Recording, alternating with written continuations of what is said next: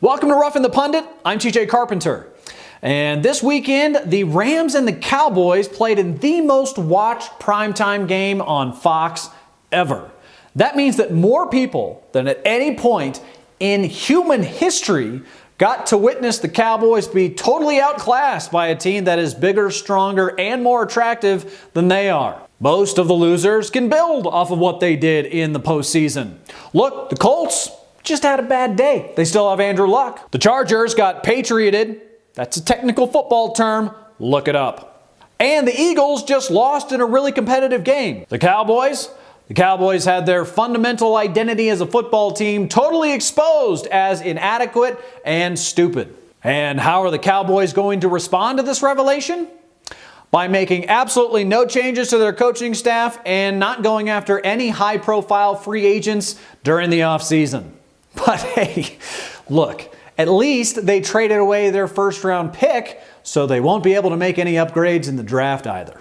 Chargers fans across the nation were disgusted by what they saw on Sunday against the Patriots. I'm just kidding. There's no such thing as Chargers fans. Andy Reid was seen admonishing fans during a timeout for throwing snowballs onto the field as the Chiefs defeated the Colts on Saturday. Yeah, guys, quit playing games. We got a game to play over here. I, for one, agree with Andy Reid. You can't be playing games while you're trying to watch somebody else play a game. The New York Jets have hired Adam Gase, who looks like he knows exactly how this is going to go. Adam Gase looks like a man who just talked to his future self in the bathroom right before going on stage. And he did not like what he heard. You turn, and you run, and you don't look back. Get out of here. Get out right now. And then future Gase just jumps back into the time portal that he just came through.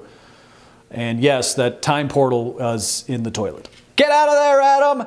Get out while you still can before Frank Isola or Mike Francesa or anybody else who looks like they might have any mob connections gets a hold of you. Get out while you still can. The Denver Broncos have hired Vic Fangio to replace the Make-A-Wish contestant winner, Vance Joseph, after just 2 years in Denver. Say what you will about Make-A-Wish, they will do whatever it takes to make your dreams come true. You may know Vic Fangio from his work on television. That's right, he was in the show Billions and The Walking Dead.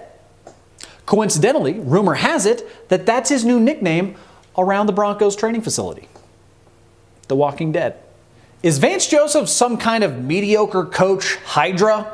You slice his head off and then 2 more mediocre coaches sprout up?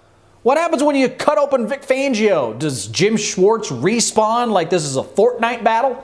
Maybe there's some kind of cosmic pinwheel of perfunctory coaching names that only John Elway can see because he has special powers like an alcoholic Flash Gordon.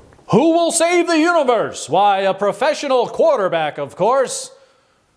I mean, how hard can running the Broncos be? It's exactly like his old job. Minus the whole fun football part where you can solve problems by throwing the ball really far. Fangio is better than Joseph. I mean, first of all, he is old as dirt, so he's got a lot of experience. And also, too, he's a teacher of men, not a leader of men. That's where Vance Joseph went wrong. You got to be a teacher, not a leader. Glad John Elway pointed that out when he hired the new old coach. Here's a video of James Harden being hit in the face with a pass from Giannis Antetokounmpo. I somehow feel like the universe wanted this to happen to James Harden to punish him for all the terrible things he's done to the sport of basketball. Former Florida quarterback, Bronco quarterback, Jets quarterback, Patriots quarterback, Tim Tebow is getting married. And when have we as a nation celebrated the loss of virginity like this before? Tim Tebow gave us that, and I, for one, am thankful. After Eric Reid accused the NFL of targeting him with drug tests, the NFL and the NFLPA have done an internal investigation of themselves, and according to themselves, have done totally nothing wrong, according to themselves. The NFL is now in a place where their track record of operating in good faith is so terrible, even if they were telling the truth, no one would believe them. I don't. They are that awful organizationally. Even the good things that they do are met with suspicion and ire.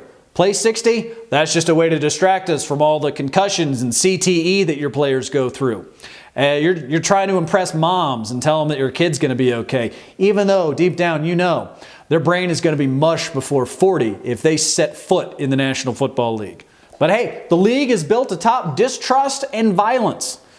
Two of my favorite things about the NFL, and I know that they're your favorite things about the league as well. Here's how drug tests go by league. The NBA? It sucks, but we have to. Major League Baseball.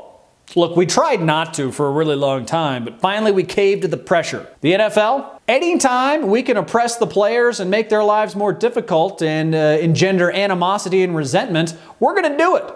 We're the NFL, and we're assholes. Coming up after the break here on Roughing the Pundit, Ari Temkin and Joshua Briscoe join me. That's coming up next.